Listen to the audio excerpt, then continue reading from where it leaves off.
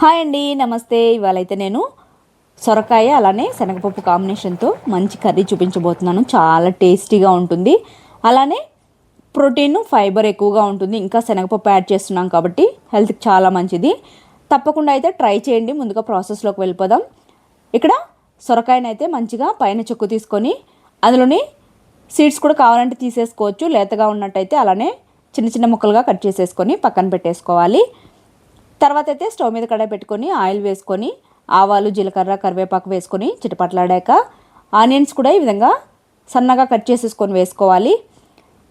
అందులోనే కొద్దిగా సాల్ట్ వేసుకొని మంచిగా ఫ్రై చేసేసుకున్న తర్వాత ఒక టమాటోని వేసేసుకోవాలి. ఈ విధంగా కట్ చేసుకొని అది కాస్త ఫ్రై అయ్యాక ఒక స్పూన్ దాకా అల్లం వెల్లుల్లి పేస్ట్ వేసుకొని పచ్చివాసన పోయేంత వరకు ఫ్రై చేసేసుకోవాలి.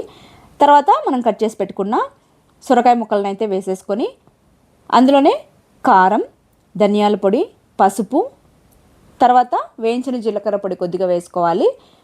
వేసుకున్న తర్వాత అంతా మంచిగా ముక్కలకు పట్టి పచ్చివాసన పోయేంత వరకు ఫ్రై చేసేసుకోవాలి. ఈ విధంగా మూత పెట్టుకొని అడుగంటకుండా మంటను సిమ్లో ఉంచుకోవాలి. అందులో వాటర్ అయితే యాడ్ చేయాల్సిన పని లేదు. స్టార్టింగ్లో అయితే ఆ సొరకాయలను వాటరే సరిపోతుంది. తర్వాత రుచికి తగినంత సాల్ట్ అలానే ఉడికించుకున్న శనగపప్పుని వాటర్తో సహా వేసేసుకొని ముక్కలు ఉడికేంత వరకు మంటను మీడియం ఫ్లేమ్లో పెట్టుకొని మూత పెట్టుకొని కుక్ చేసుకుంటే సరిపోతుంది.